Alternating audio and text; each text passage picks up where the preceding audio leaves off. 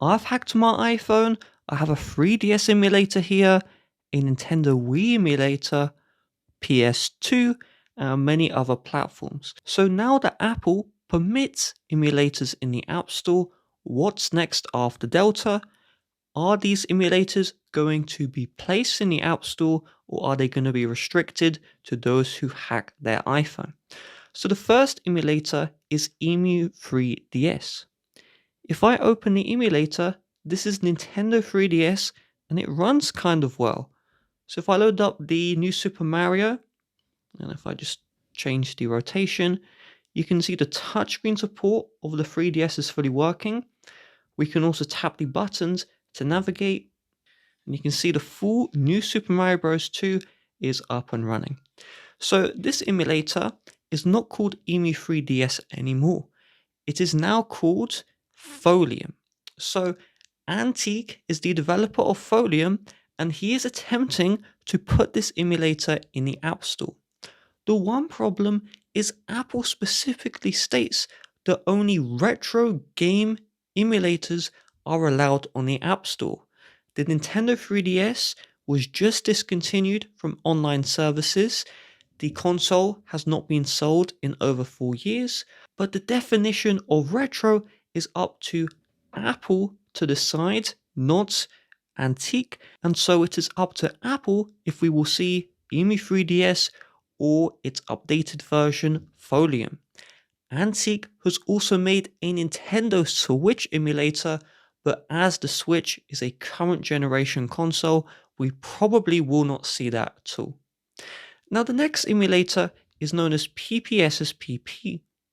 This is a PlayStation Portable emulator, and if we just load up a game, and you can see the games load at full speed even on old iPhones like the iPhone 6. So PPSSPP has made an announcement on their page that they will try and bring this emulator to the App Store.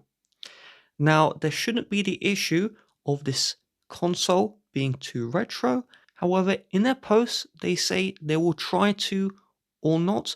So hopefully they do bring this emulator in. It is an awesome emulator, has been around for over a decade, but if they don't, then they don't. Now, the next emulator is Play.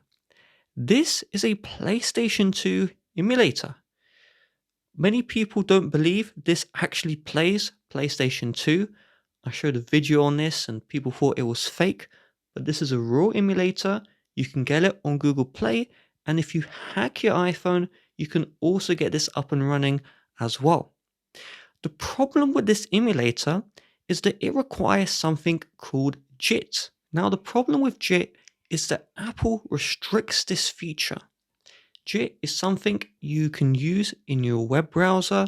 It just allows processes to run faster, and those processes include emulators. Apple does not want you using JIT on your iPhone.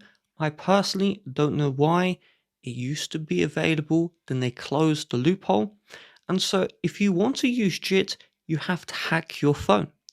But some emulators understand that not everyone can hack their device. So for example, PPSSPP allows you to use Interpreter instead of JIT. What this means is you can still run the emulators, but the emulators run slower. If your phone is fast enough, the game would run at 60 FPS still, like PPSSPP can run at full speed even with the interpreter on most devices. But PlayStation 2 is extremely intensive. The game is currently lagging on my iPhone 12 with JIT on. If we use the slower processing interpreter, then it will run even slower. So for this emulator to appear on the App Store, it would, number one, have to use interpreter loading instead of JIT, which would mean for most people the game wouldn't run well, but in a couple of years' time with newer iPhones, the games would run great. The second option is this emulator simply does not show up on the App Store. What I'm going to say from now on is just speculation with this emulator. there has been no news from the Play development team if they plan on bringing Interpreter to this emulator. This emulator has existed from memory since the iOS 9 days, so this emulator has existed for a while and it only has JIT support. So don't hold your breath for this emulator coming, but it does exist, and in the future we may see PlayStation 2 either in the form of the Play emulator or in the form of another alternative. Now, the next emulator is Reto Arch. This is a very popular emulator on the PC and also on Android. While it is very complicated to set up, there are YouTube guides. I would make a YouTube guide too. And so if I just load up a content here, you can see the games run and they run really smoothly as well. So with Reto Arch, it's a little bit complicated. Reto Arch have not made any announcement on their website, their Twitter, their Facebook, if they plan on bringing this emulator to the App Store.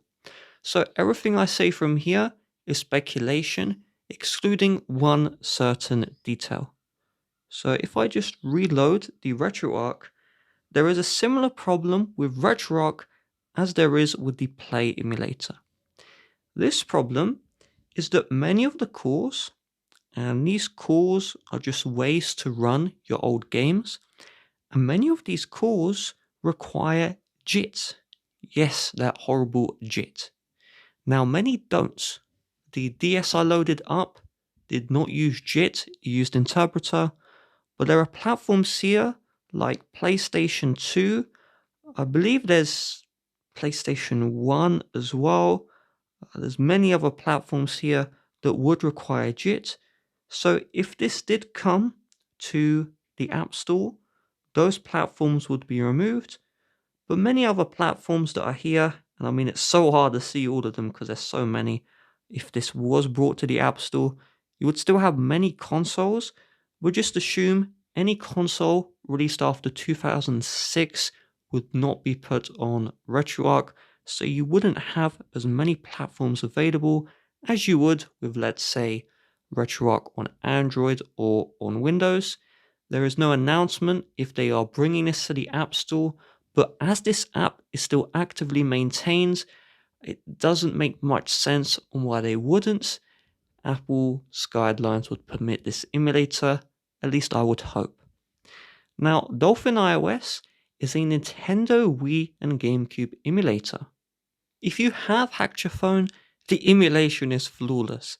Even on older iPhones like the iPhone 6s, SE first generation, you can play the Wii games and you can play them really fast.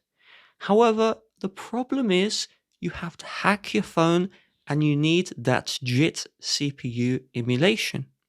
So DolphiniOS, unlike Play, unlike Reto Arch, have actually responded to Apple's changes. Their tweet says, even with the recent policy changes, DolphiniOS cannot be submitted to the App Store due to Apple's restrictions. They then explain why JITs can't be used in their emulator. They don't mention at all about using the interpreter emulation or loading. I would hope that they would add this in, even if the performance is horrible. It would just be cool to play Wii games and have it fully working from the App Store. Hacking your phone is extremely hard nowadays, and most people can't even do it. This iPhone is a very old iPhone 12 running a firmware that is nearly 2 years old, anything newer, and you wouldn't be able to get any of these. There are some honourable mentions that I think you should know about. The first is PoJav Launcher. This is the Minecraft Java, full Java, on your iPhone. Now there are two problems with this app. The first is it also requires JIT, and I have to always preface this, I don't know if these JIT apps can use Interpreter or if there's a way to make them run and compatible in the App Store. I can only speculate, and I don't even know. The second is this is Minecraft Java. Would Apple allow that in the App Store when they're talking about retro emulators? Minecraft Java is still up to date. I don't know. I doubt it. The developer has not discussed the App Store change, so assume no until something happens. The next is NDS for iOS.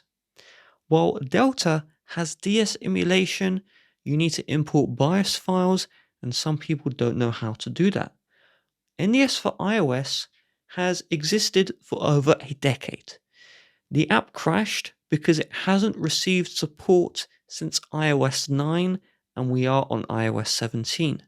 But now the App Store allows emulators, it is possible the developer returns and places his application into the App Store updated to work.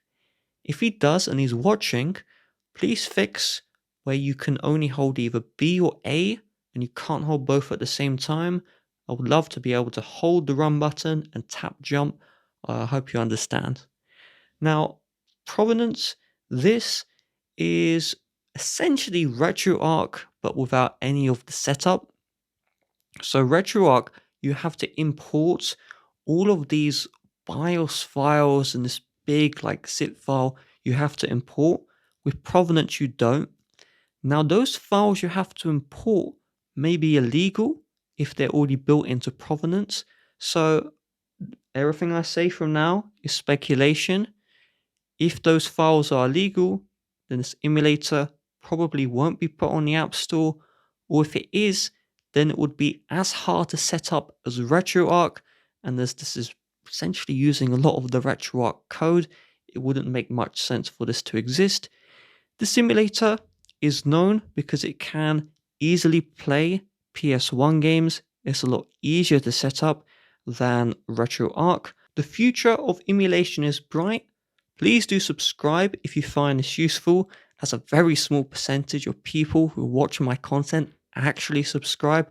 I'll keep you up to date with the emulation. I hope these developers can find a way to make their apps run without using JIT, even if the performance sucks. And yeah, I hope this helps.